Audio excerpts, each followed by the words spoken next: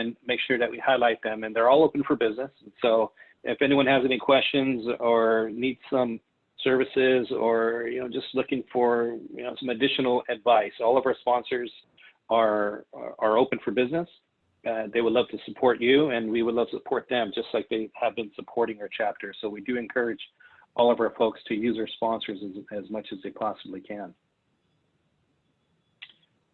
Also want to talk about the different resources your chapter, SoCal CCIM, is providing the members and the commercial real estate community. What we've been doing is for the past 3 weeks is we've been hosting virtual roundtables. We've been having somewhere between 45 to 55 attendees with those virtual roundtables and a lot of different talks regards to the SBA. We had an economist come on and talk about their perspective of the market and the future of the market. Economist was from Cal State Fullerton. We had some large portfolio owners attend, talking about their state of the market, having to do with medical, multifamily, industrial, retail, and we really try to make that more of an open forum to allow everyone to participate as much as they can. So we can continue to educate ourselves, continue to stay informed, and continue to network the best that we can in these times. Along with April 16th and April 30th, we have an event that we're just starting. It's called Deals and Drinks. We wanted to make it somewhat of a casual event, but give the opportunity for those brokers that have listings, they'll have the ability to market their properties to other brokers and get a chance to talk about the different listings that they have and they have to support. We all have property owners that are expecting us to do work and marketing during this time. So this is another way brokers can participate and highlight their listings.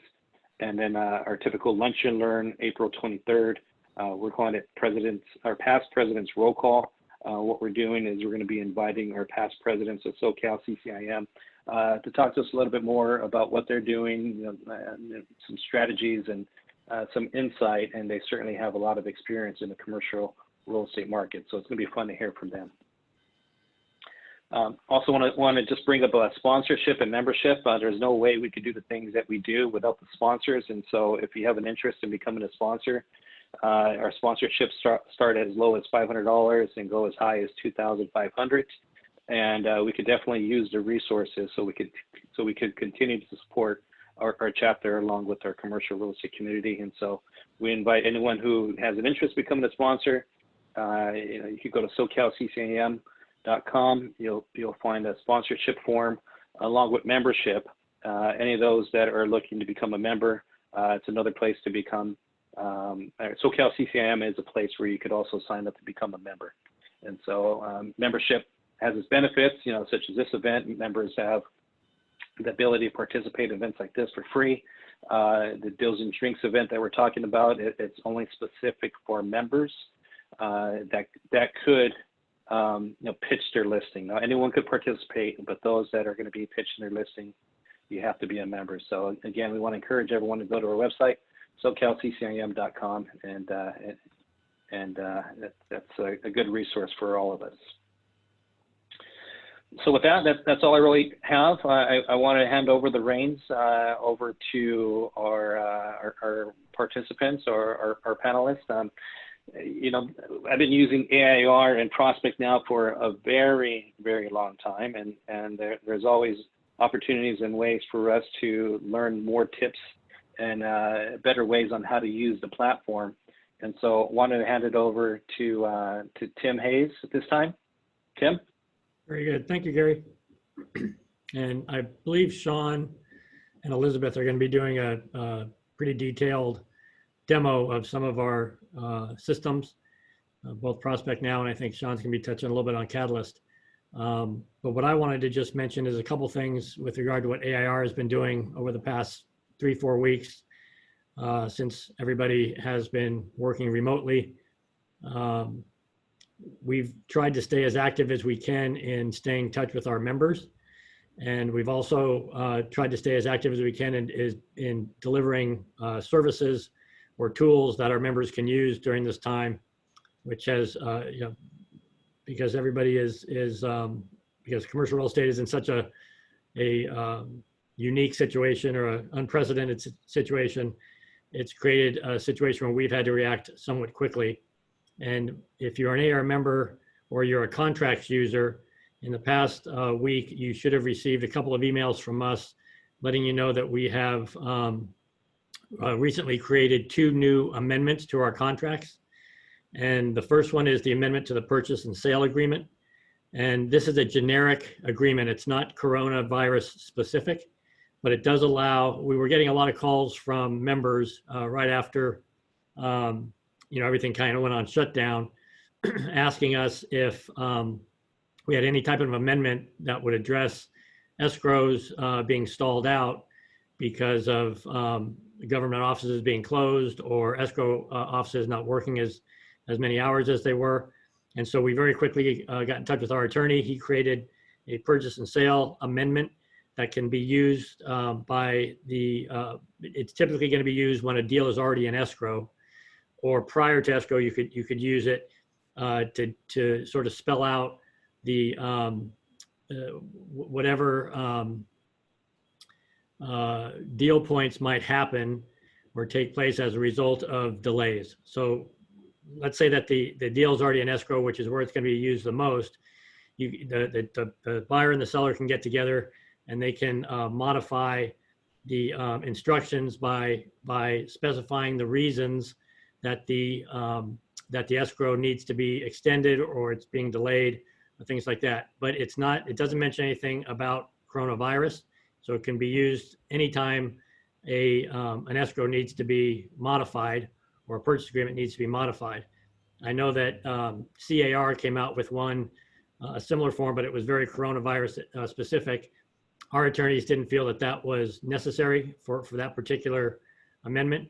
And so we made it generic. So whether, down the road when we're not dealing with coronavirus specific things that may delay an escrow, you can still use this agreement for that. And that was rolled out a week ago Monday. So last Monday. And if you have our contracts, when you open up the app last Monday morning, it would ask you to run an install to update the application. Once you did that, you could find that agreement in the purchase property folder. So that's available now.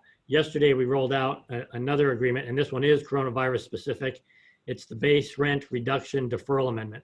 So obviously, we were getting a lot of calls from brokers and our contract users saying, that your clients are calling you because they want to either reduce or defer their rent, and they need an agreement to put in front of the landlord to allow that to happen and to start the negotiation process. So that one was rolled out yesterday. Same process. When you open up the app yesterday, it would ask you to run the update. Once you run the update, you can find that in the if you go to leases, industrial commercial lease folder, and then in the other lease addenda folder, and you'll find it's called the base rent reduction deferral amendment. So that's available for anybody that's using our contracts. A couple other things very quickly to mention is we've also are organizing a number of town hall meetings. We have our first one that will take place this Thursday at 11 o'clock. We have Lee Dressy of Greenberg Glusker, an attorney, is going to be on the line, and he is going to be speaking about a number of issues that are coronavirus specific. The first one, we've got a lot of calls about force majeure and how that might affect a lessee's rights at a time like this when their business has been shut down. Do they still have to pay rent? What does the AIR contract say about that? And in general, what does force majeure say about that? He will also be talking about the rights and obligations that tenant landlords have relative to reductions, deferrals, abatements in light of the government lockdowns, and specifically as it pertains to government offices being closed down at this time, and how does that affect the enforcement of real estate contracts. And then he'll also touch on if a buyer cancels an escrow at this time because of the coronavirus fallout, do they have the ability to recover deposits and liquidated damages? So all of that will be covered. We sent an email out yesterday to our members and to our contracts users. We already have over 600 people who have registered to attend Thursday's town hall. We have a limit of 1,000. We're doing it through Zoom, and so the limit is 1,000. So if you do want to participate, you can email me or email Sean, and we'll get you the information you need if you have not received already. Again, if you're a member or you're a contract user, you should have received that email yesterday. And then we have a couple more that we're scheduling.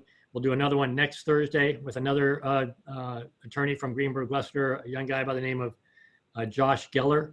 And he will be talking about the $2 trillion stimulus package, specifically as it pertains to commercial real estate, and what is in that package that will help commercial real estate practitioners and professionals. So you'll get more information about that next Monday.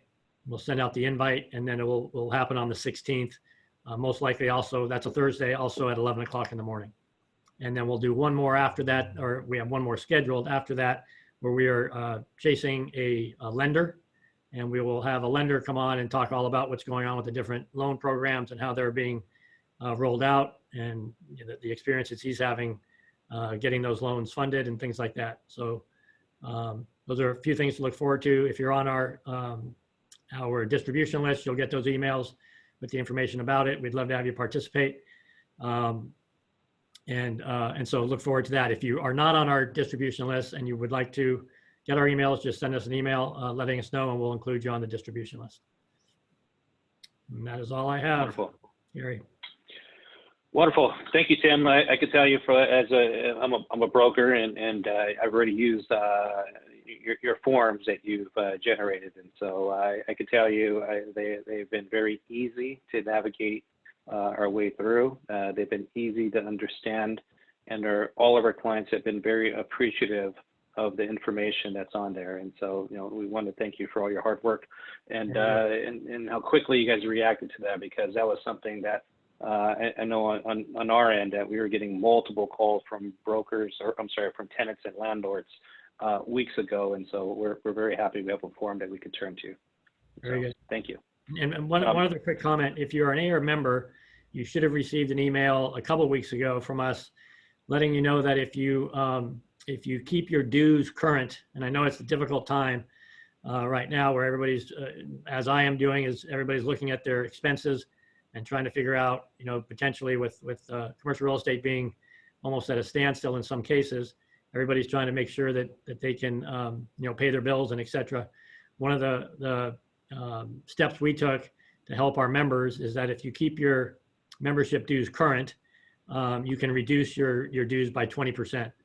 So that's across the board. When you get your bill, if your April bill, if you pay it in the month of April, when you send in your payment, you can reduce it down from whatever it is by 20% and send us that. And that will, we've taken some steps. I won't go into all the details because I don't want to hog up all the time, but we've taken some steps to reduce our overhead, and we've then passed that savings that we put in place internally onto our members. So if everybody, takes advantage of that 20% and they pay on time, then we can continue to deliver the services that you guys have become used to as far as contracts and data. Wonderful. Well, thank you, Tim. Little housekeeping really quick. I just want to remind everyone that I on my end, I have unmuted everybody. I do see everyone is on mute. If you do have a question during the presentation, we do have a couple of tools that we're able to use through Zoom, the Q&A box. So if you could go ahead and use that, and our presenters will go ahead and answer questions as they feel needed. If you do have a particular question, you can raise your hand, and I'm sure the presenters will be able to get to you at the same time. And so, so with that, Sean, are you ready? I believe we are. Thank you guys again for all being here. I'm going to pass things over to Elizabeth, who is from Prospect Now. She's going to run through the system, give you all a lot of great information and details about how you can utilize this service, as well as how our AIR members are currently utilizing the service. So definitely a lot of great information about getting owner details and things like that, so you can make some phone calls. But with that, I will pass that over to Elizabeth. Thank you very much, Sean. I just want to make sure everybody can hear me before I get going, and that everybody can also see my computer screen here. Maybe Sean or...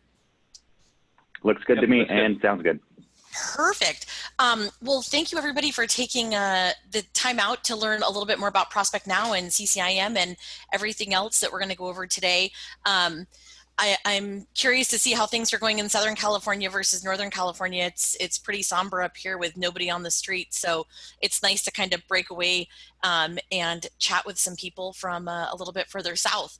So like Sean said, my name is Elizabeth. I am with Prospect Now. We have been around for just about 11 or 12 years now, and our company really started off as a commercial platform to help commercial real estate brokers get in touch with property owners, especially those that have formed LLCs where it's really difficult to identify who the true owner is of that property, as well as getting phone numbers. And throughout the years, we've really evolved into a software company that not only has commercial properties, but really any property nationally, as well as an algorithm which helps identify property owners that have the highest probability of selling in the next 12 months. So I want to walk through how our platform works. I want to make it interactive. So if you have a question, feel free to stop me. You can type in the chat box there. I'm going to keep my chat box open so I can see the questions come in. And if you need to unmute yourself to ask, by all means, I'm more than happy to have you all do that as well. As far as our predictive data goes, a lot of people are really interested in how we are able to identify who those likely sellers are. And what we're looking at, and this is going to be county to county, because why somebody's selling in Northern California is going to be different than in Southern California or in the Phoenix market, Austin market, Fort Lauderdale market. So it is going to be specific to the county that you're working in.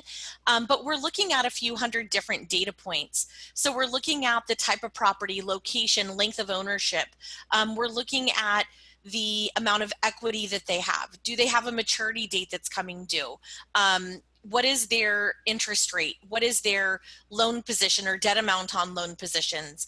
What does their capital gains look like? So really anything that has to do with the physical or the financial details of that property are what we're looking at. We did a really, really big upgrade to our data last month, which is phenomenal for anybody in the commercial world, because we now have maturity dates, interest rates, opportunity zones, capital gains data, tax default data, SBA data. I know a few of those things came up here in the first few minutes of the call. So there's a lot of information that we now have access to, which now you all have access to as a result of that. My screen just flickered, so I want to make sure that you guys can still see it. So bear with me. I'm not sure what happened. We did lose it. Yeah, it looks like, yeah, we did lose it. Right. Okay, hold on one second. I'm gonna bring it back here.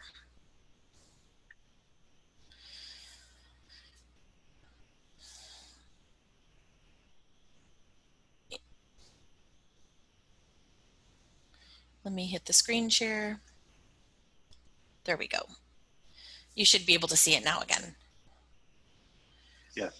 So when you log into Prospect Now, this is the first thing that you're going to see. And what's really, really nice is that we've built in the feature where you can take your existing database. The only thing that we need is the address of the property, which is going to include the address, city, state, and zip code.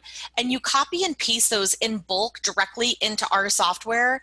And we can identify who in your sphere of influence has the highest probability of selling in the next 12 months.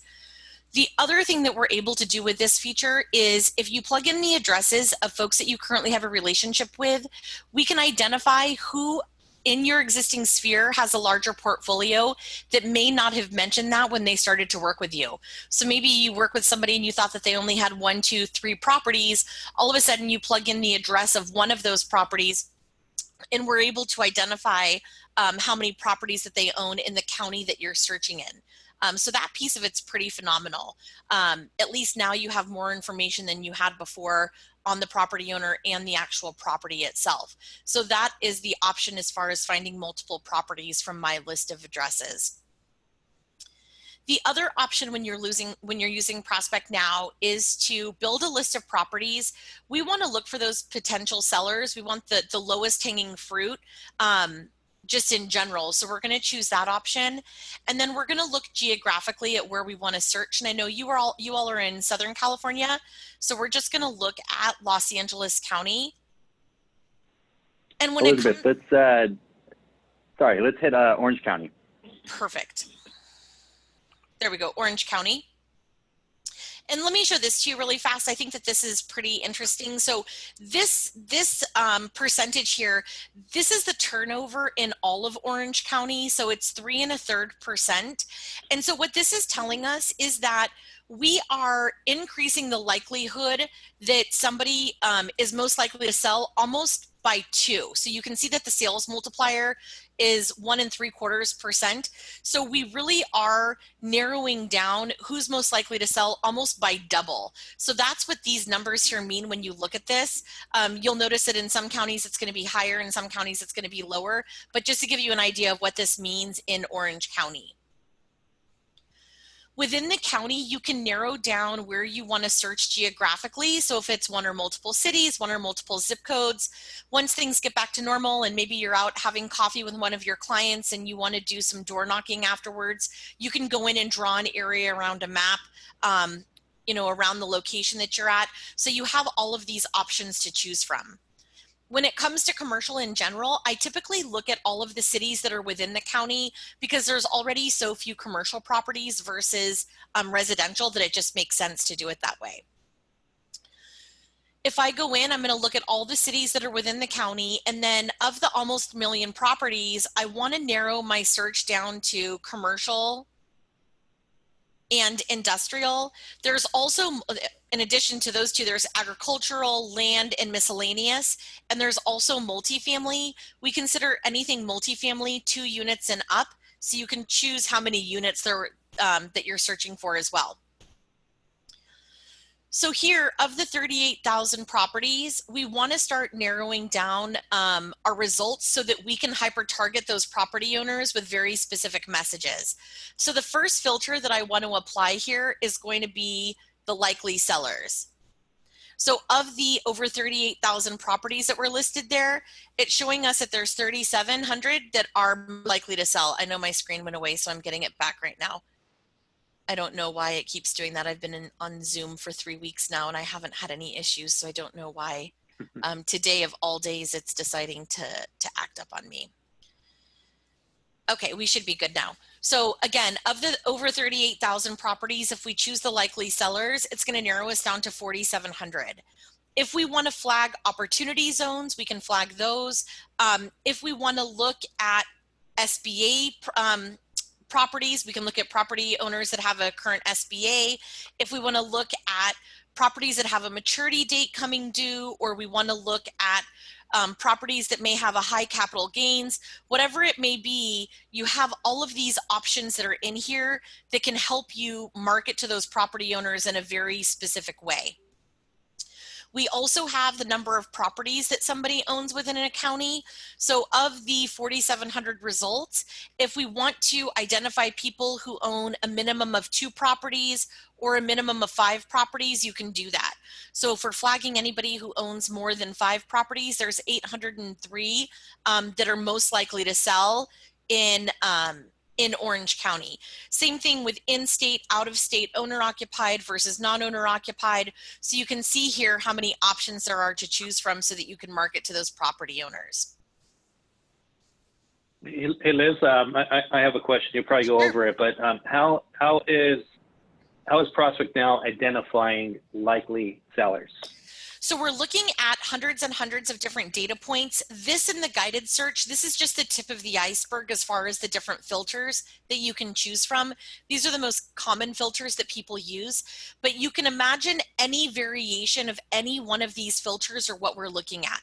Now that we have the new data, I would say that our number of data points has probably increased from 200 to 300, probably now close to 300 to 400 different data points, depending on how much data we can get from all of our sources that are out there. But any combination of any one of these, I am going to have to reshare again. So any combination of those. So like I mentioned a few minutes ago, it's going to be the type of property, location, length of ownership, interest rate, size of the property, any one of those variations.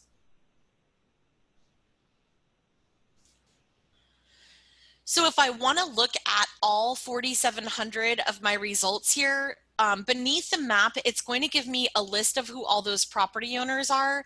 It's also going to give me a score that's assigned to that property. So you'll see that that varies from 100 down, it'll go as low as 50. So we take the top 50% and then we assign a score to each one of those properties. So when you see a property like if you see a score of 100, let's just say in Orange County that they're using 250 data points, for example, and let's say out of the 250, 180 of those data points matched, it's going to automatically assign a high score of 100 to this particular property. So that's what that 100 stands for there. To the right of the map, I have a few tabs. So my property tab is going to give me all the information I need to know on that property, as well as the financial information here. So I can see they have a 6 3/4% loan. You can see the lender, you can see the term. If you go back a little bit, or if you go down a little bit further, you're going to see location information as well as tax information. And then we have an owner tab where we try to get you to the true ownership of that property. So instead of picking up the phone and asking to speak with a decision maker of Lopez Investment Properties LLC, now I can contact Janet Lopez. So we're going to have a contact number for her if we click here on get phone. And if one doesn't populate, we can always do a manual search and look for her in Brea. And sure enough, I can save this. I have a phone number 714-990-2436, and you can see that the two addresses match. It shows us it's a landline, so at least now we have a way to get in touch with Janet.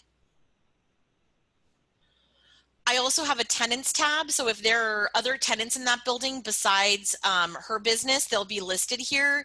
And then we're going to have the financial history, so we're going to be able to go back anywhere from, I would say, from now until about 20, 25 years ago on all the financial details of that property.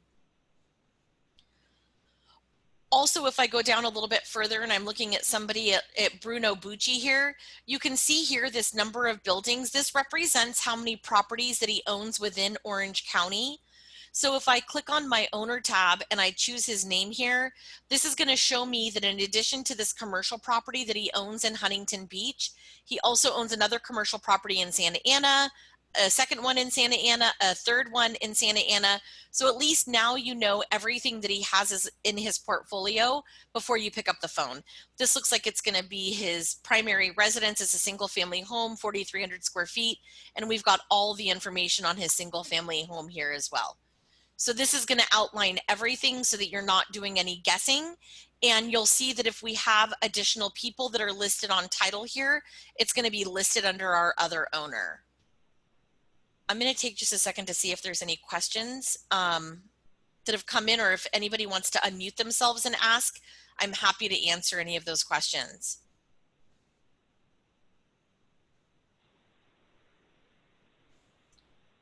Nothing in the chat yet, so we're good there. Okay, perfect. Gary, one of the questions that you had a second ago was the other data points that we're looking at. If I choose my county search, you can see here that there are a ton of different options to choose from, much more than what was in our guided search. So it's really any variation of any one of these filters that's listed in here. So anytime there's a filter that you want to add that you didn't see in the guided search, the chances that we have that information here is going to be pretty high. The only thing we're not going to have is life-changing events and demographics. Everything else we're going to have. Great. It looks like there was a question if we were going to be providing a copy of this presentation at the end, and Gary, you probably have the answer to that. So this has been recorded, and so as long as you registered, you will get a copy of this recording. Perfect. Beneath the map here, you see that we have an option to export the data, pull phone numbers, email addresses. If you're doing any mailers, you can also download mailing labels in a PDF format or in a CSV file. I know some people are really big into mailing these days, so we have an option really for any one of those things. If I go back into my more filters, you can see here you can plug in a dollar amount if you want to look at capital gains, which is a new feature that we have here. Down in the owner data, you can look at the number of properties that somebody's purchased in the last 12 months if that's important to you. Maybe you want to identify who flippers are in a certain area. In my financial data area, I have an option to look at sales comps, so I can plug, sales date ranges in here as well as sales price ranges. If there are certain document types that you want to search for, that option's available there now as well. And then probably here in the next few months, the foreclosure option is going to be pretty popular. So you'll be able to see NODs that have been filed, auctions, and just all foreclosure records in general. And then we also have our first loan data. So if you want to look at those loans that maybe been maturing in the next few months, because maybe that property owner is going to decide that they want to sell instead of refinancing, you may want to target those property owners that have a maturity date coming up pretty soon. Same if you're wanting to look at the second. So any one of those filters is going to be applicable to you. Elizabeth, while we're still on this page, there was a question about office space, which particular commercial type that would fall under, if you have any knowledge on that. So if you look here at the more filters, you can see here that there's an option for store office mixed use. And I believe that there should be just an office option as well. If you can't find the, here's commercial office residential mixed use. If you cannot find the property use that you're looking for here, we do have a company search, which is really a tenant search as well. So if you are looking for commercial space, or I'm sorry, office space, there's an option called professional services. I was just going to jump over to the company search anyway, but I want to ask if there's any questions before I leave this page and I go to the next page. Yes, this is Paul. I have a question here. Will you show us how to put together a list? Say I wanted to contact property owners that had a 65 likelihood to sell and higher, and put that in a place where I could call them as well as potentially send mail to them. Sure. So you can't tell the system only show me people who have a 65% and higher, but it will show you all the scores and you can stack rank them. And then you can basically just pull all of those that have a score of 65 and higher. I always recommend using the system interactively and not just going in and exporting data, because the data within the software is dynamic. It's live and it's constantly changing.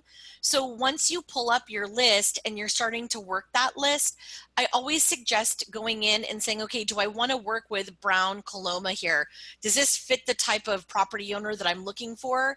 And then if there's a phone number after you click on Get Phone, you can make notes on the record.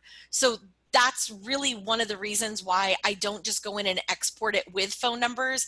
I typically leave it in here as long as I can. And then once a week, once a month, I'll export those leads that I've qualified. So then I could save that search with my notes in it. Is that correct?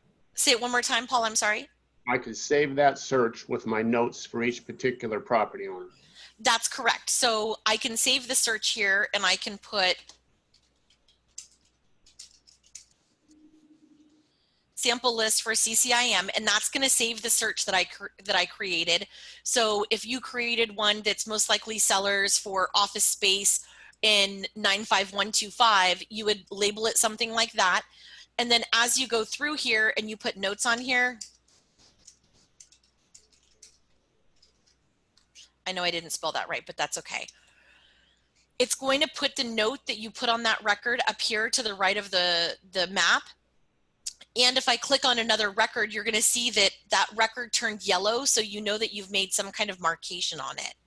You also have the ability to create folders and or groups on these properties. So if you want to have one that's called Orange County Likely Sellers, you can save all of those records that you've made a note on or that you do want to eventually export just by simply clicking on the Save button, Add to Group, And then here I can put Sean Pullen hot leads, and Sean's on the call.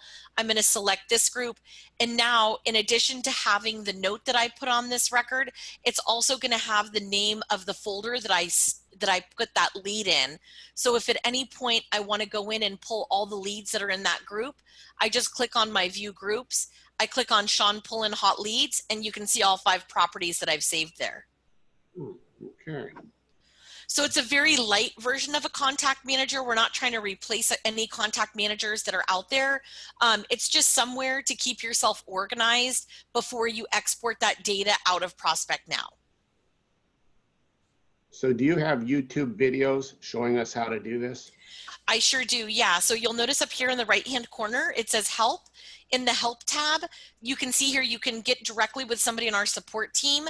And then there's also a YouTube link. Let me go back. Oh, I'm sorry, let me go back here. You'll notice the YouTube icon. If you click on the YouTube icon, you can quickly search a 3-minute video on how to create mailing labels or do a manual search for phone numbers or whatever the case may be. Great, thank you. Elizabeth, there was a quick question about exporting the data. Do you want to cover that real quick? Yes, absolutely. So in any subscription with Prospect Now, you're able to download 500 records. And with that, it includes all the property ownership and financial details. I believe it pulls financial history as well. And then if you have a note on the account, it'll export the notes that you've created on the account as well. I'm going to quickly log out. I just want to show Paul something before we move forward here. You had mentioned, you know, if there's a way to search for properties that have a 65 or higher. Here's why I wouldn't necessarily only pull those that have a 65 or higher. I'm going to pull up the commission calculator. I'm not so interested in looking at what potential commissions could be, but what I am interested in showing you is this this pie chart right here. This is Orange County, by the way. If I look at this pie chart, and this includes residential, there are 785,000 properties that we have not predicted to sell in the next 12 months.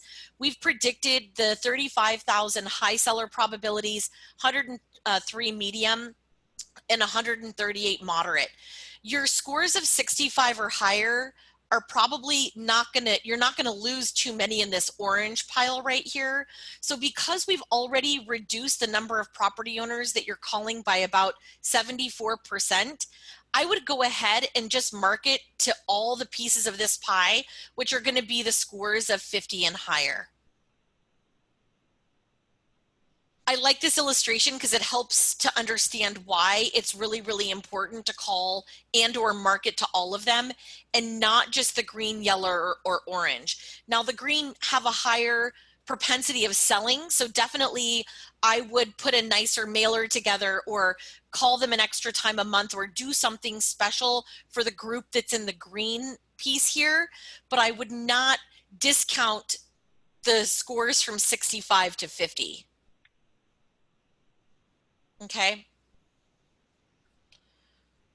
Let me log back in here and then I'm going to walk through the business side of the database. Any other questions? Good question so far.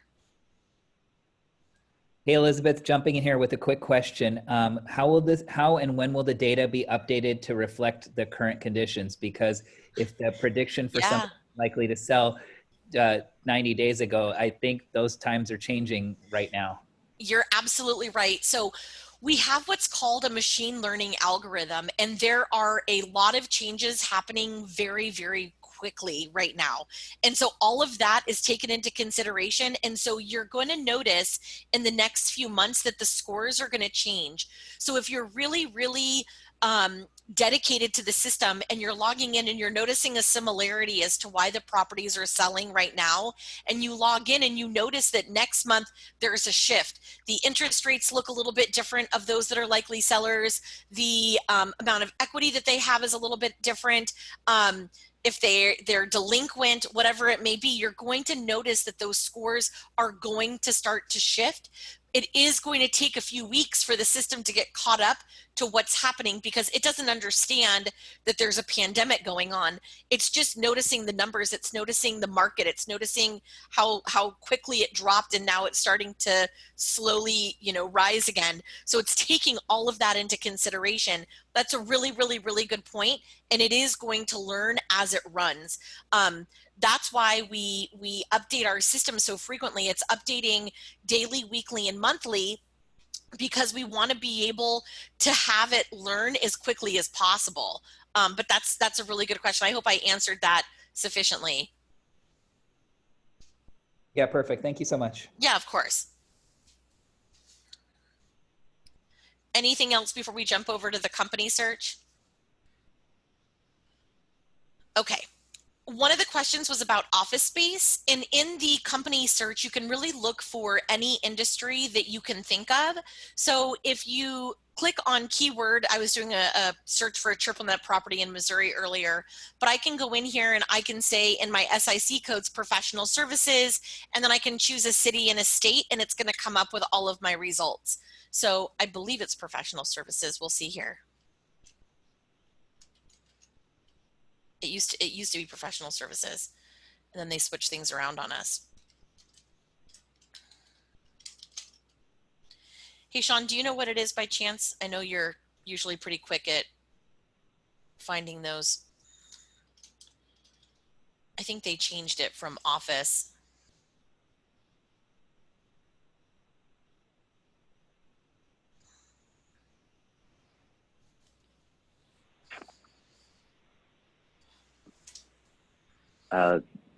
Let's see, office administrative services, possibly? Yeah.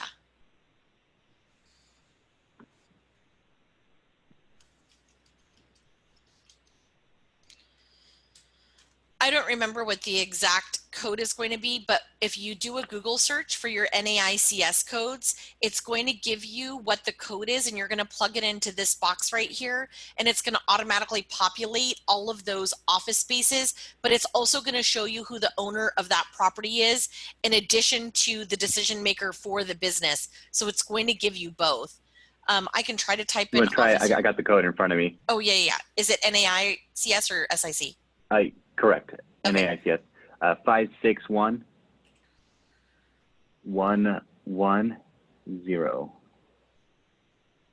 That probably works. Yeah, let's try this one.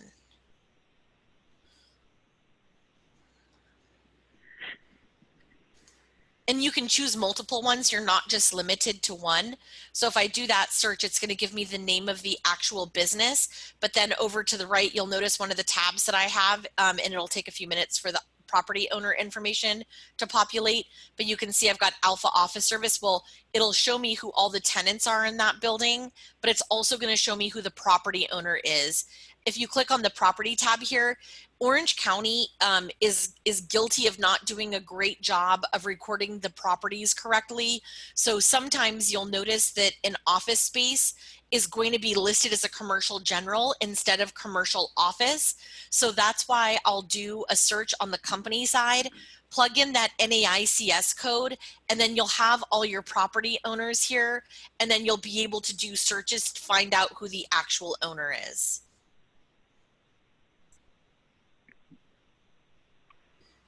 The other nice feature on this side of the database is that if I do a search in California, I can identify all of the triple net properties that have the highest probability of selling in the next 12 months.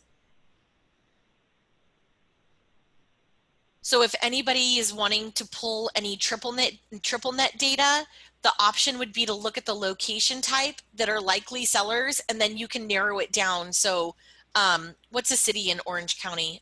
Or is Santa Ana, I guess? Orange, okay.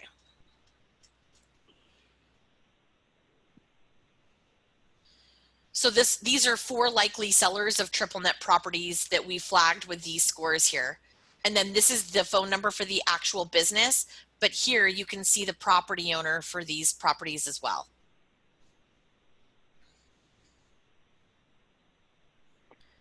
And then again, if there's a phone number for Laura, go ahead. There was also a question that came in regarding how are the credits used? That's a great question. So on the business side of the database, you're unlimited on the phone numbers that you can access. Otherwise, those credits are used to export the data into an Excel spreadsheet, a phone number, or an email address.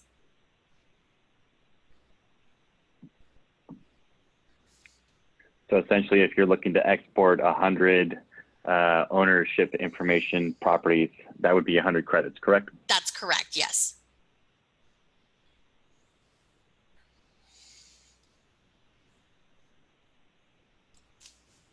On this side as well, you can do tenant or landlord rep work. So again, if you want to plug in a keyword, SIC or NAICS code, and you want to find out who you know, dentists are or orthodontists are in an area, and you're trying to get them relocated to a spot that you have available, you can look at all of the non-owner occupied orthodontists that are within 3 miles of the location, or however many miles you want to search around a property that you have available.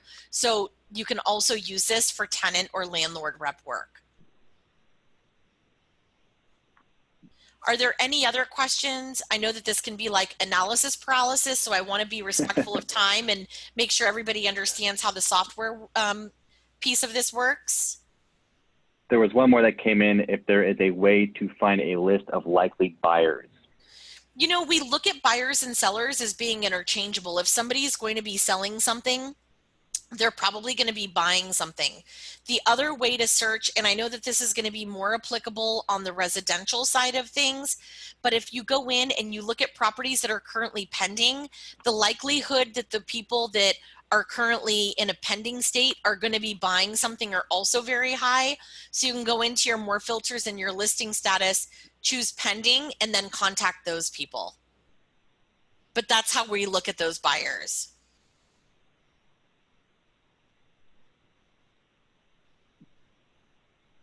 We also had a question in the chat, and Sean, you'll probably cover this at some point, but someone's asking in regards to cost for the platform. Yes, I was going to let Elizabeth hit on that once she was done. Perfect. So Okay. I don't So have. I think she might be about there. Yeah, exactly. I was going to say, I don't have much more to go over right now. So the cost for Prospect Now is $119 a month, and that gives you access to a single county. And then we have subscriptions that go up from there. So for $4,800 annually, you would have a national subscription. So if you're doing those triple net properties or you're doing investment properties over a larger area, then you would want the national subscription. What's really, really great is if you are a member of AIR, then you automatically get access to Prospect Now nationally with 500 credits a month that automatically reset with 500 credits every single month after that. That'll include the exports, phone numbers, and emails. So it's a pretty phenomenal deal if you're a member of AIR. It's a lot more cost effective than purchasing access to the software nationally. That's great. I'm curious, by the show of hands, how many participants here are an AIR member?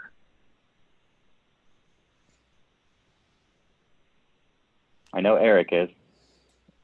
Yep. The name I recognize, and Willie and Jason. Sorry, it might be Justin. Right. Okay. Well, looks like we have some good prospects here that could use AIR and Prospect Now. Yep. So good. Any additional questions for Elizabeth?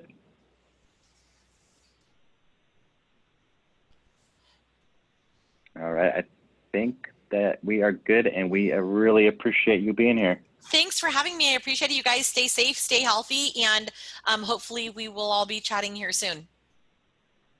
Absolutely. And if there are any Elizabeth, additional questions that you guys think of or come in, please feel free to email them directly to me, and I can pass those along to make sure that you get the answers you're looking for. Thanks, Gary. Thanks, Sean. Thank you. That was awesome. All right. Anything that you want to hit on, Gary, before I jump in here as well? No, you're good to go.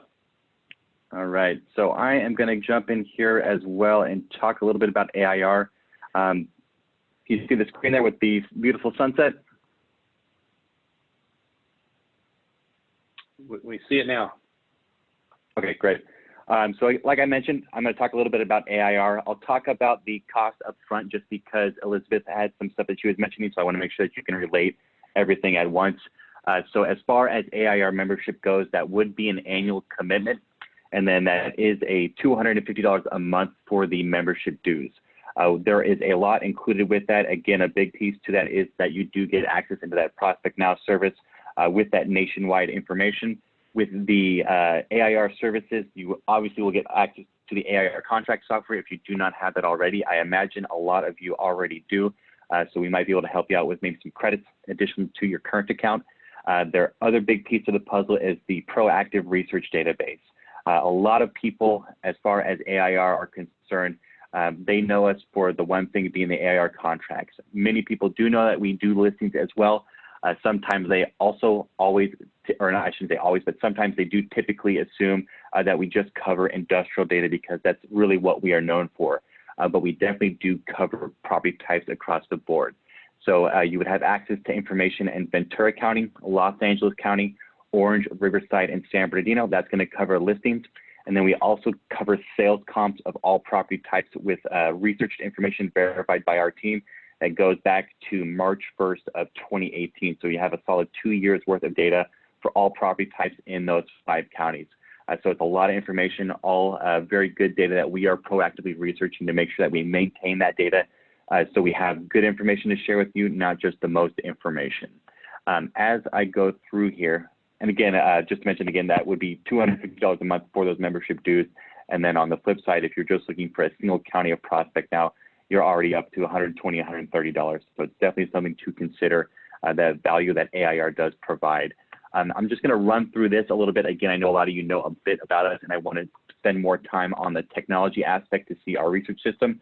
But as I mentioned a moment ago, we like to promote that we are more because of what are sometimes the stigma of AIR is in the industry, that A, again, we only cover contracts, or B, we're just covering industrial data. We are definitely doing as much as we can to collect listing information of all property types. The only one that we do not hit on very heavily is going to be your apartments and multi-unit housing. So unfortunately, we don't cover that very strongly, but the other main 4 being the land, industrial, office, and retail, we are doing what we can to build out in full for you to have an alternative set of market information. With the AIR membership, we are a nonprofit association. I know there are other services out there, their costs vary, but one of the big pieces about us and why we are able to maintain such low costs is because of that fact. All of the membership dues that we receive are put back into the association as benefits for our members, whether that is with new tools or if that is just to build out our research staff to make things that are better and more encompassing, and also the velocity of that information. We want to make sure that it gets to you in a timely manner. So whether that is new listings, we have drivers in the marketplace. If we need to put another driver out there to get data quicker, we'll do what we can to, again, continue to fund the association to make sure that it does continue to roll forward and provide you with strong information that you can utilize for your business. We started in 1960. We did start in just Los Angeles County. Obviously, at this point, we are covering the 5 counties I mentioned earlier: Ventura, LA, Orange, Riverside, and San Bernardino. We've got about 1,700 total members. And then with the contracts, because they are covering California state law, those are utilized across the state, and we are pushing them in other states around the country as well. Arizona, I believe Nevada is going to be shortly up and running. There are some old documents we have for Florida, Illinois, and a few others, but we are doing what we can to continue to push those nationwide at some point over the next 5 to 10 years, for example. It's a long-term project, but we definitely want to continue to push that because it has become such a strong part of the industry in California.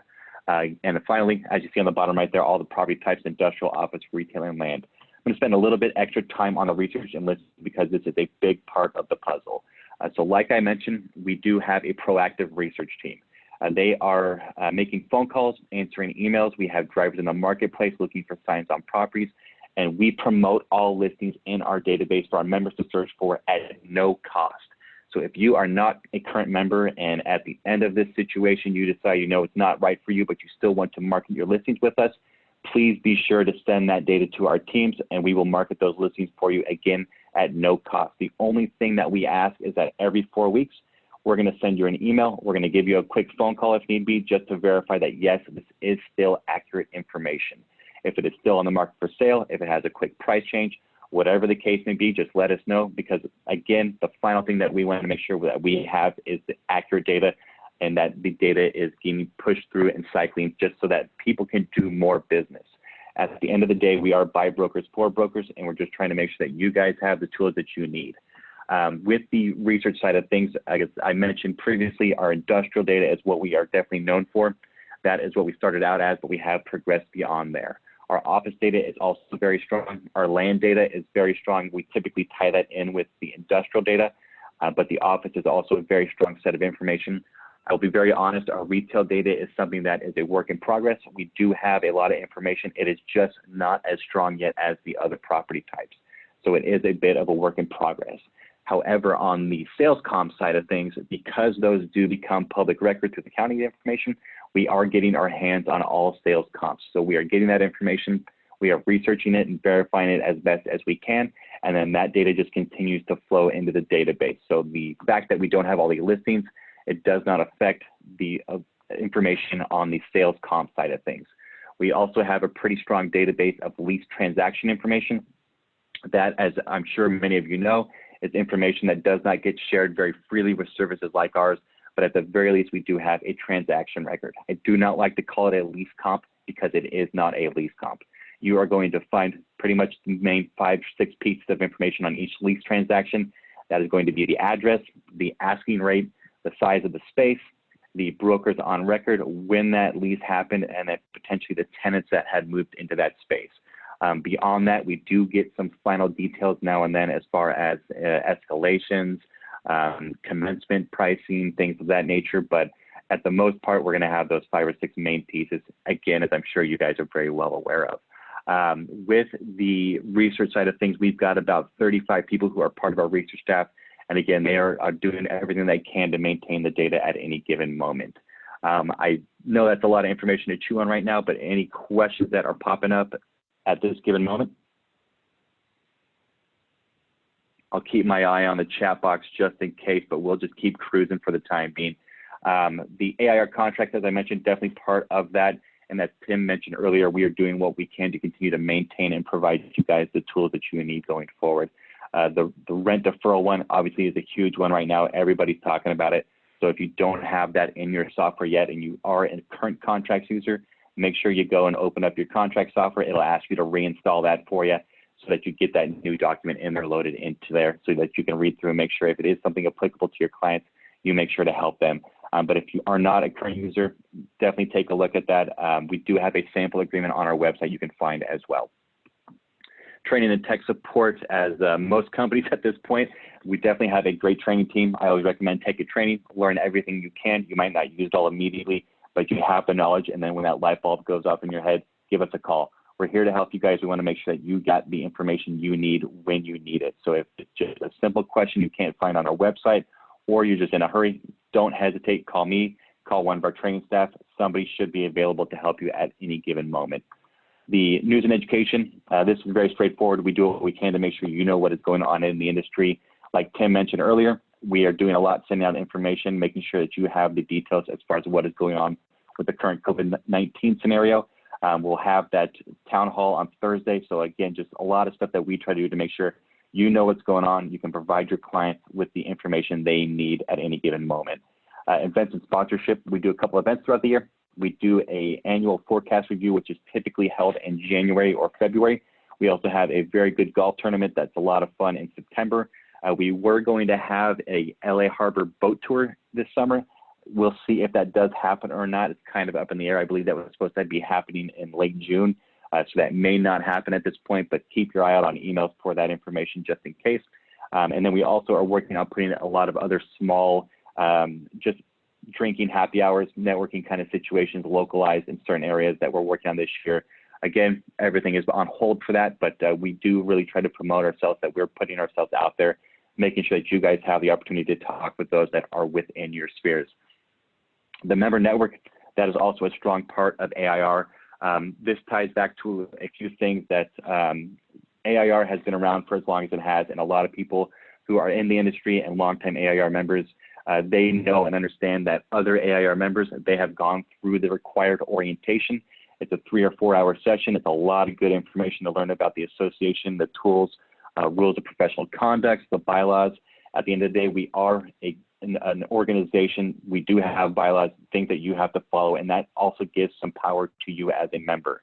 As you are working with other members and you know that they are also following those guidelines, it gives you a peace of mind that you're working with someone who is like-minded like yourself. They're not going to try to take a commission from you at the end of the day. They're working together to get a deal done. They can move on to another one and everyone walks away happy. Their clients are working well together and moving forward. So it's a big part of being an AIR member. And just the matter of fact of the network itself, you will also be added into our website. So if someone does come and say you work in Long Beach, they can type in the city of Long Beach, find you as a commercial broker local to them, and call you directly. So there are definite advantages to that. And just, again, overall networking, give an AIR member a call. They might be more willing to answer your phone and give you a quick couple minutes of their time than someone who might not be part of the network. Again, we do what we can to make sure we have that sharing is caring mentality.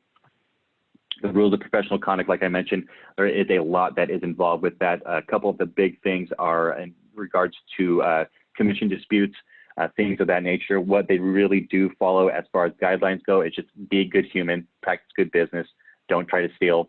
Some very self-explanatory things that you would expect is common sense, but some people need a reminder now and then. So it is good to just go through again with the orientation to learn about those. So you've got a full understanding of what it does mean to be an AIR member and the rules that you, as well as your colleagues, are following.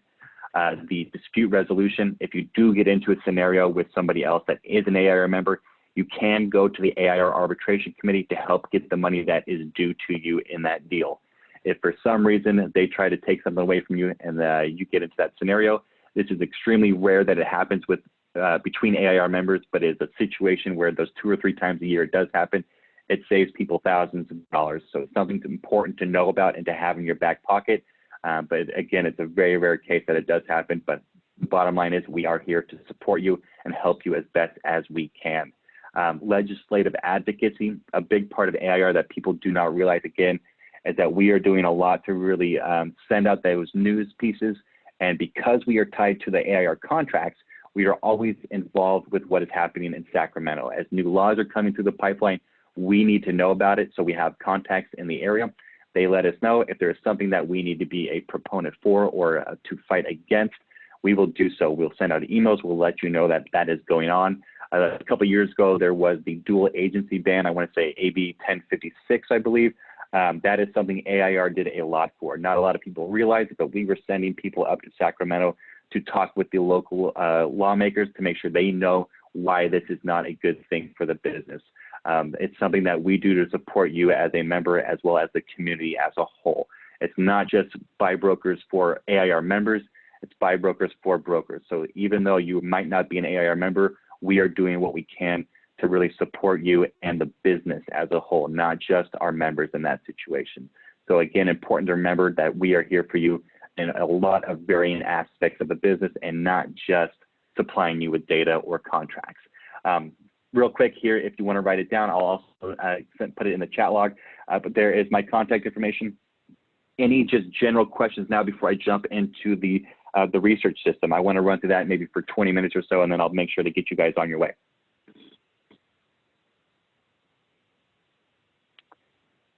All I hear is rain on my rooftop, so I'm going to keep going. All right, so here we have our research system. This system is provided by a company called Catalyst. They are based out of Michigan. They have been around for about 20 years now. They have a very strong technology that is used in other markets across the country as well. And I'll show you a little bit of information about that in a moment. But they, as a technology company, we are partnered with them. We are leasing out their database. They are supplying the technology. AIR is doing the local research. Let me clear this out real quick so you can see. As you see on the screen, all of those colorful pins you see on the map, those are property records. The different colors are different property types. The blue is going to be your industrial. The red is the office. Green is retail. Purple is land. And so up on the top left under the type button, you have a bunch of different options there that you can see for the different property types. So if you did need to find a legend for what means what, you can find that there. But as Catalyst works for, they are constantly updating the system, adding new features as we go. And so it has been a great partnership with them. We have started using them at early 2018, and it has been a good relationship going forward where they listen to us very strongly because they know that within the industry, we have been doing this for a long time. We've been doing data research and working with these systems. So when our members speak, they listen. So it is a very nice relationship that we have with them. What I'll do right off the bat, just so you can see, I just want to run a quick search so you can see how the system functions and the ease of use within. So up in the top left, I'm going to go under location. You can definitely search by drawing on the map or doing a radius around a property for looking for comps. You can also just type in city, so I can do orange. And then if we wanted to say Anaheim, since they're right by each other, just to get a nice wide range of information, we can add multiple cities at once. The next option over being the type, that is where I can enter say for sale. And then I want to go under space type, and that is going to give us the best results. I'll select industrial. As we continue moving down the line, you've got your price and size if you do want to enter that information.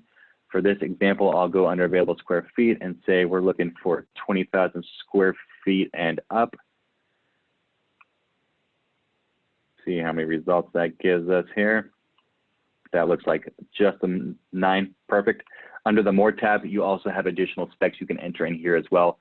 For example, if you need a clear height, specifically a number of doors, docks, or grade level, your build, things like that, you can find that information all in here and enter that data. But at this point, you see you've got all those pins on the map here, those blue pins down there. If I just very quickly want to get in and out of the system, I want to print a report and be on my way, all you need to do at this point up in the top left, click check all. 2 buttons over from there, you have the create report button, select there.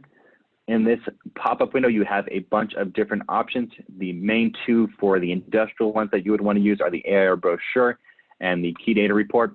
That's going to be a more condensed version. You can add a cover page included. I'm going to put that up at top. You can customize that as well. So I'm just going to put in some gibberish here. As you scroll down to the bottom, you can add your client's name. You can add their logo if you would like. Click save. As I continue down a little further, you've got a couple options here for aerials, maps, or just a standard map. And then on the very bottom, you can include the broker information if you want, as well as the broker flyers.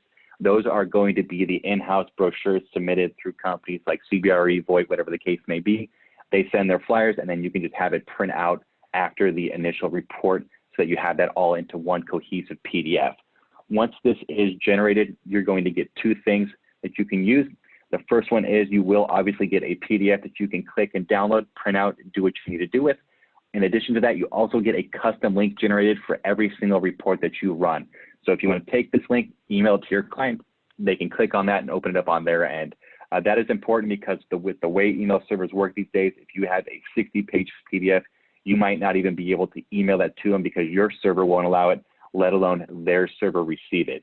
So it's always important to know you can send out that link, and that will only stay active, as you see here, for 30 days. But once I click view, that is going to open up the PDF. Again, the first page will be your cover page. Your logo, your contact information will be on every page.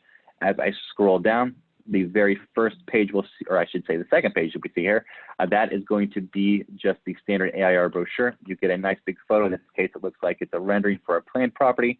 As we scroll down, you have all the main details in that middle section there. Your logos, your contact information, again, will be on every page that you look at. If we do receive a floor plan, site plan, any additional photos, we will attach that as a second page to the brochures. We do what we can to cut out any broker information. So if you want to send that to your client, knowing that they're going to call you back and not the person on that brochure, you have the confidence of knowing that they will not have that information if you don't want to provide it to them. As we continue going through here, eventually we will run into the key data report, which is going to be a condensed version, gives you about 7 per page. There we are. Gives you more of the important details in that middle section, the notes on the right, smaller photo on the left-hand side if you need be. As we continue down further, you have a map. This is the aerial map. A little further down, you have a vertical map with a legend on the right-hand side.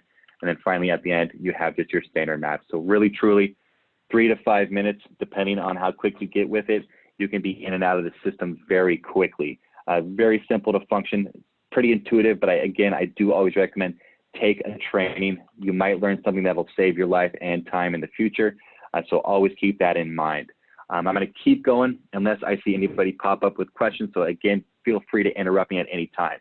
In addition to running the searches, getting reports, say you send it to your client, they reply back, it all looks okay, but nothing matches my needs right now, but keep me informed. What you can do up in the top right corner under saved searches, click that button there, click save current search. I'm just going to call it CCIM test. From there, directly beneath that, there is an email me matches button. You can get a daily, weekly, or immediate email. If you have a really important client who needs to know every time something hits the market, click that immediate button, click save. Once you do so, say a new listing is entered maybe 30 minutes from now, you'll get an email 15 to 30 minutes after that letting you know this is now on the market. You can take a look at it, vet it out, make sure it's worth sending, and then if it's good to go, send that off to your client, and hopefully that helps to get the information to them. With this market, actually I shouldn't say this market because I have no idea what this market is, but the historical market being 3 to 6 months ago, things are turning very quickly. So if you're not the first person to get involved with something, you might not be the one who gets that deal done. So again, it's always super important to know when things are happening. If you just want to know what's going on in Orange County on a weekly basis and you just want a broad update, you can get that email as well. There is no limit to how many of those that you can set up. You can set them up for active listing searches. You can set them up for lease transactions, for sale comps, for whatever market area that you want to have those set up for. So always keep that in mind. In addition to the email notifications, there's also an option here where you can save these results into a list that you can then manipulate a little bit further and use for some additional reporting. So over on the right-hand side area, there is the Save to List button up here. Once I click this, I'm going to give that a quick name. I'm going to click New List, and we're again just going to call it CCIM Test. Click Save, and then on the very bottom of the screen, it's going to tell us that that was saved successfully, and click here to view that list. Once this information loads up in here, you're going to get a quick grid format view.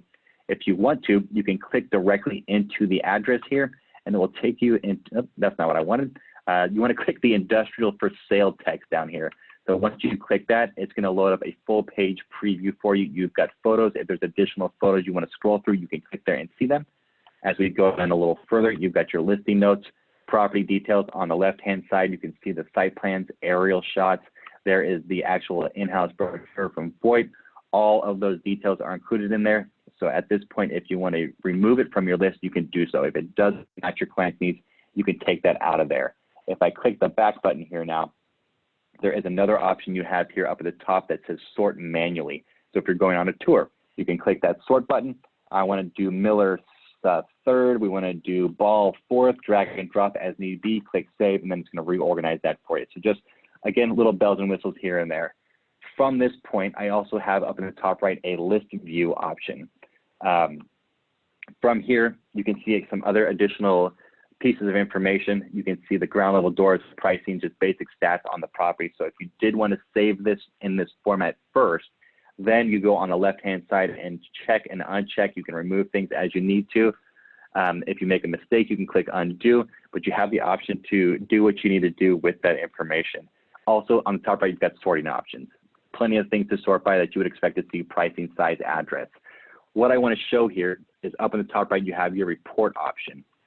From the reports, I already ran through all of the PDF options that you have. The other options you have, you can export the information into Excel. You also have an option to go into the Google Earth file and export this information into Google Earth. This is something that is kind of new and a handy feature for those that are familiar with Google Earth.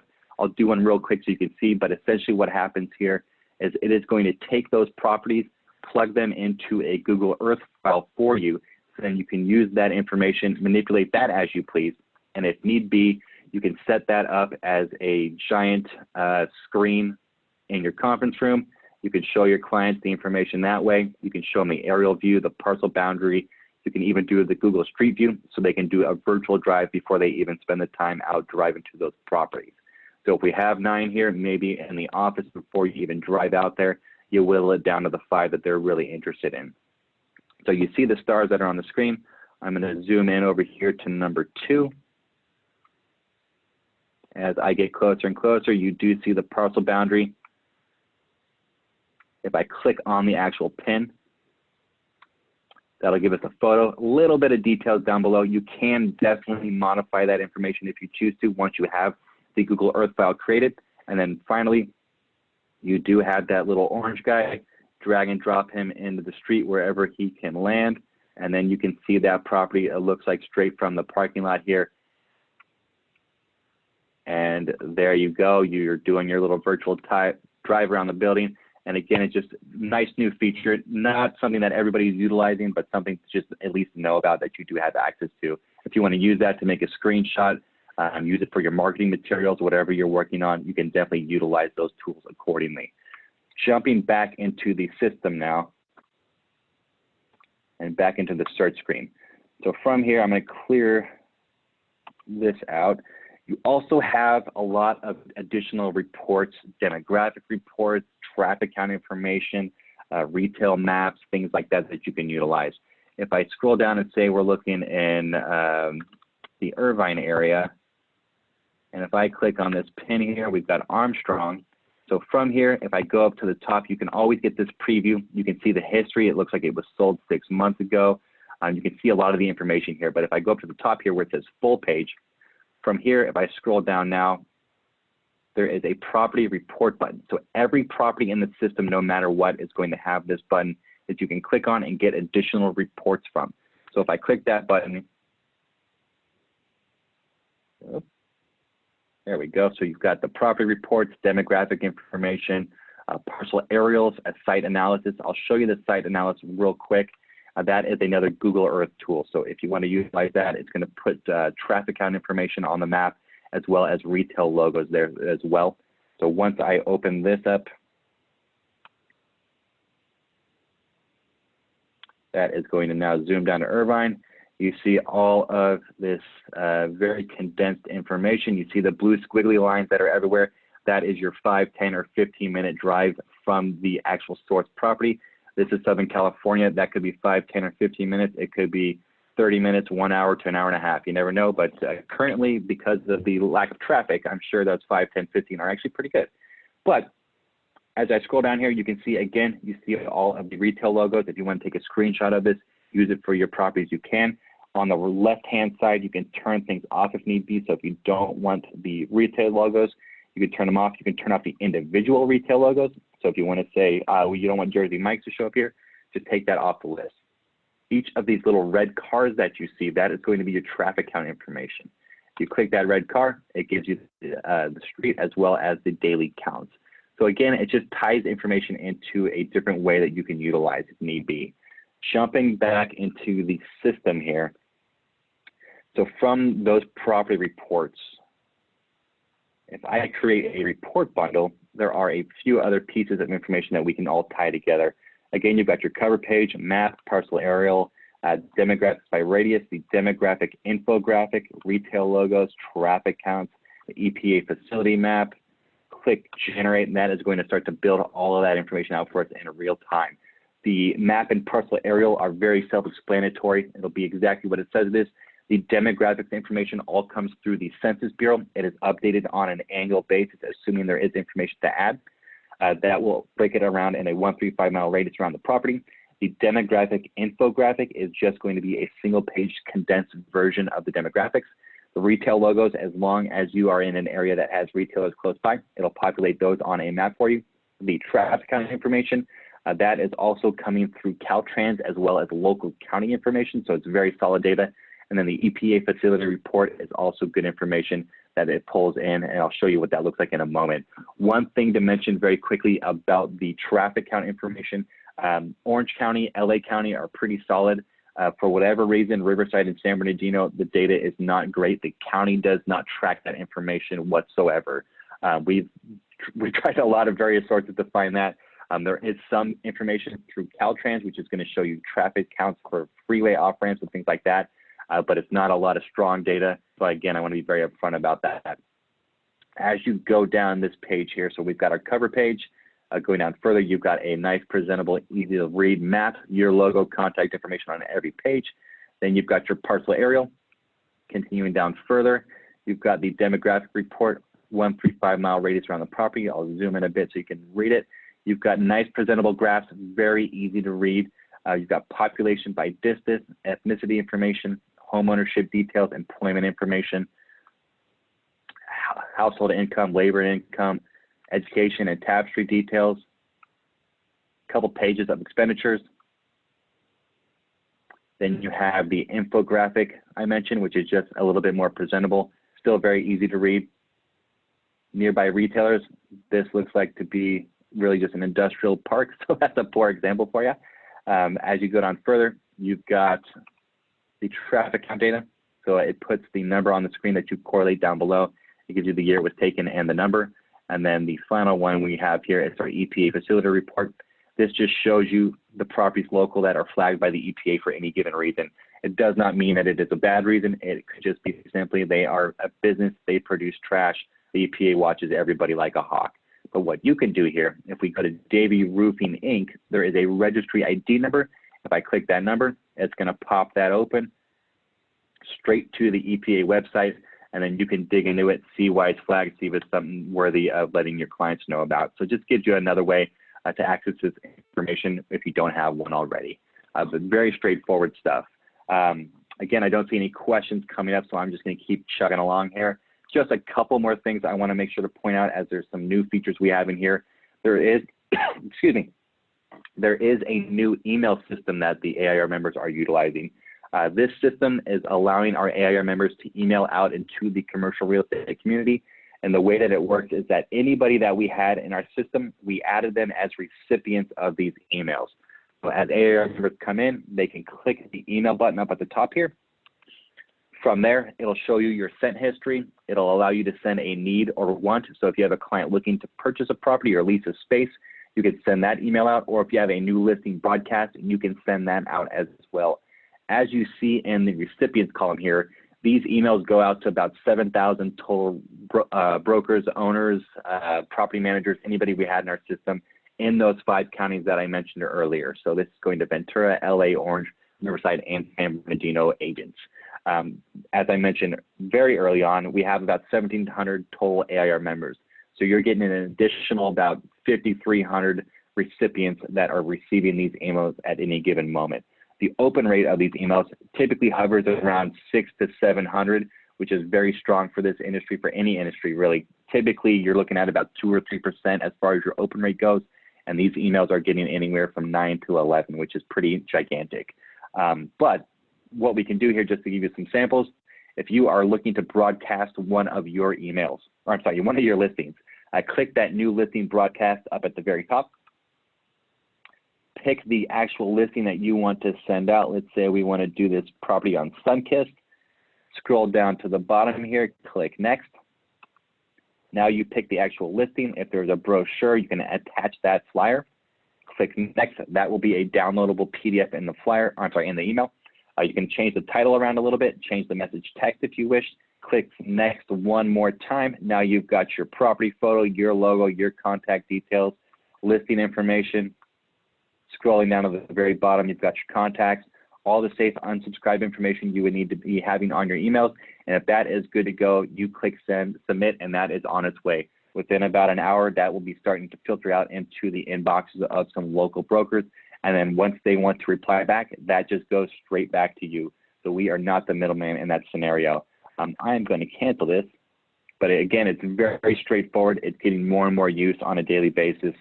So something to always be wary and understanding of. It's a case as far as how often you send it out goes. We don't really like to police it, but we will step in if you just keep sending the same 2 emails every couple hours, every other day, whatever the case may be.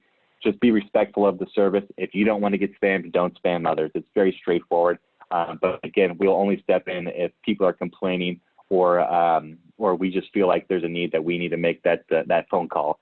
People can unsubscribe specifically just from your emails as well. So if you are spamming people, they can just block you, which doesn't do you in at that point. So just again, respect others as you would expect to be respected.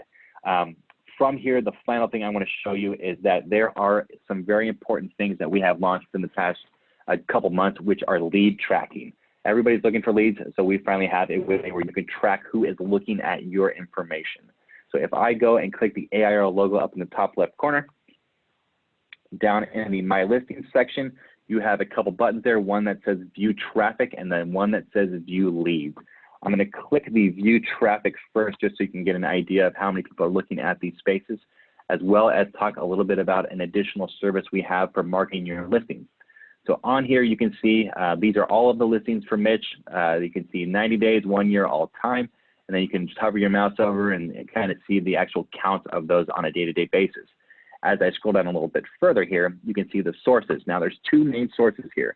One is obviously Catalyst, which is the system that our members are using to look at the listings. The other one here is Commercial Exchange. Commercial Exchange is our public listing service.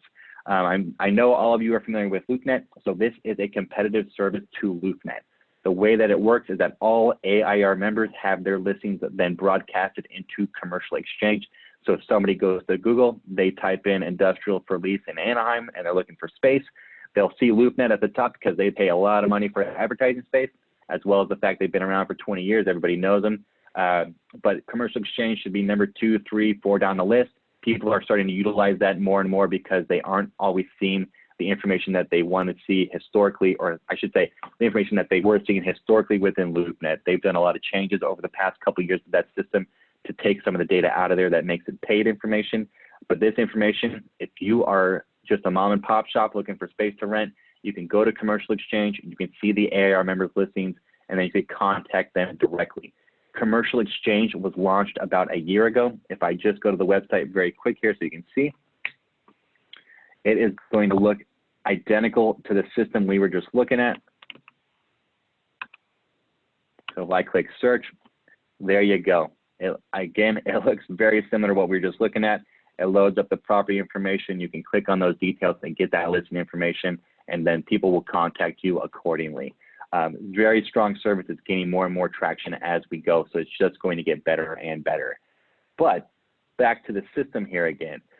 Going down the page, you can also see the locations they are coming through. So with that Commercial Exchange piece in mind and tracking leads, if I go up to the very top right of this page, there is a View Leads button. Once I select that, it is going to load all of the information as far as who is looking at your listing information. Over on the far left, you see there's a drop-down menu for all listings. You can look at individual spaces if you want. You can also export all of this information into Excel if you want. You can change the timeline to be 30 days, 90 days, 1 year, or all time. But from here, you see the date, the property address, what they did. This is very important. This particular person at Nick, he went to the effort to download the actual flyer for this property. So he probably has more interest than someone who just viewed on Catalyst research. All they did was they clicked it, they looked at it, they didn't do anything beyond that. But in the case where they're downloading the flyer, they're including it in a report, they saved the listing, that gives you a signal that they did something more than just view that. So it's much stronger as far as the overall lead goes. You can also filter those out as well. So if you only wanted to see the downloaded flyer people, you just uncheck the other boxes that you see there. As you scroll down the page, you've got their companies, their names, their phone numbers. If I let's see if we can find some Commercial Exchange stuff in here. So here we go. So Trent Peterson, it says he viewed this property on Commercial Exchange. He has to put his email address in there to register his account. He also has a phone number. It's very good information. Again, more and more as we go, people are going to start utilizing this, and then those leads will start to pile up as the years progress. It's, again, a very new service. You're talking about dealing with LoopNet and CoStar, who are definitely a behemoth in the industry. They have their rightful place, but we're hoping to really supply people with an alternative to that. So in this case, what Mitch could do, he could call up Trent and say, hey, I saw you were looking at this. Is there anything that I can do to help? If I scroll down a little bit further, there's another one here, Aisha. You've got an email address, you've got a phone number. They viewed the contact info, so maybe this person has already contacted Mitch. But if they haven't, he can at the very least make that phone call and reach back out to them. So it's very strong information that they can all utilize at any given moment. So it's something definitely to know about and to utilize. I know I just rambled on there for a good 40 minutes. Anybody have any questions at this point? I think we covered everything very well. The last piece I'll show you then, I mentioned it early on, Catalyst, as a service, they lease this system out to other associations across the country. So if I click here and I click for sale, and then I go under the More tab, and I say I want to find properties that have a cap rate, meaning that they are an investment. So I just want to put a cap rate of 0.1, so that anything that has a cap rate is going to come back in the search results. So once I do that, we've got 95 properties that show up on the screen here, but all I need to do now is zoom out on the map, and then you will start to see colorful pins start to show up everywhere. They have a very strong presence in Texas, the Denver market, out in Phoenix, up and down the Mississippi, the Great Lakes areas. And the system functions very similar, if not identical, to what we were just looking at. So if I want to click on this property in Kansas City, the Dick's Sporting Goods with a PetSmart, I can see all the information. I can see all the contacts. I can contact them directly. The only thing that I want to make sure to mention here is that this information in some of these markets is going to be broker loaded information. So it is up to the brokers at the end of the day to go in there and fill out the data, remove things if need be, change prices. AIR in the Southern California marketplace, we are doing the research for these spaces. We are verifying that information, so we can vouch for the information. Everything else you see across the country, that is up in the air and up for grabs, but it's more information that you might have had access to previously. So always something to keep in mind. Some of you may be familiar with Xceligent. When that company went away a few years ago, everybody was looking for an alternative to CoStar, and a lot of them found it through this Catalyst database, and they are still continuing to grow. I believe that they're working on building out the Las Vegas market, so that might be coming up in the next year or two, and it's just going to continue to expand, and those benefits will all just come back to you as a AIR member. But I appreciate your time. Like I said, I'll put my information back up here. If you have any questions, do not hesitate to give me a call, send me an email. Just to reiterate, membership costs, that would be an annual commitment, would be $250 a month for membership dues. And then there's also a $200 initiation fee as well. But I really appreciate your time, and thank you guys, and stay safe out there. Yeah, thank you, Sean, and thank you, Elizabeth. I really want to thank you for all the time and effort you put into this. And so just let all our members know, and everyone that's on this call, is that AIR is also a sponsor of our local CCIM chapter as well. And so we want to do everything we can to sponsor them and to support them. You know, a little quick testimonial. So I've been doing what I've been doing for the past 20 years, and for the first 5 years, I did not use AIR. I wasn't familiar with AIR, but once I got familiar with it, it really changed my brokerage career in regards to having all the information that was available to me. It allowed me to expand my market, so I wasn't confined specifically in a certain geographical area. I found that I was able to do stuff in North County, South County, in LA County, and Inland Empire. And so AIR has been a wonderful resource for myself. And so I do encourage anyone who's you know, looking for a platform to utilize. AIR is amazing. You do have access to Prospect Now, and along with the AIR forms. And so you know, thank you so much for all the information you provided us, Sean. And I certainly learned a few things today that I wasn't familiar with, and so I want to thank you for that as well. And so, Got it. unless we have any other questions, I just want to remind everyone of your local CCIM chapter. Please support your chapter. You know, we are, you know, consistently looking for members. We want to be the best resource we possibly can, and so we are hosting events like this, and we want to make sure that we do the best job that we can. So if there's anything that you see that we could provide additional services to you and to your business, please don't hesitate to reach out to us. You know, we're here to support you. We're here to support our community, and anything we could do to be that support, we would definitely do that. And so with that, just want to thank you, Sean, Elizabeth. Thank you for all of our participants on here. Please look out for our events, and everyone have a great day, and hopefully you have time for a nice cocktail, because I surely am going to have one myself. And so with that, everyone, thank you so much. Have a great day, and we will see you soon. Thank you. Thanks, Gary. Thank you.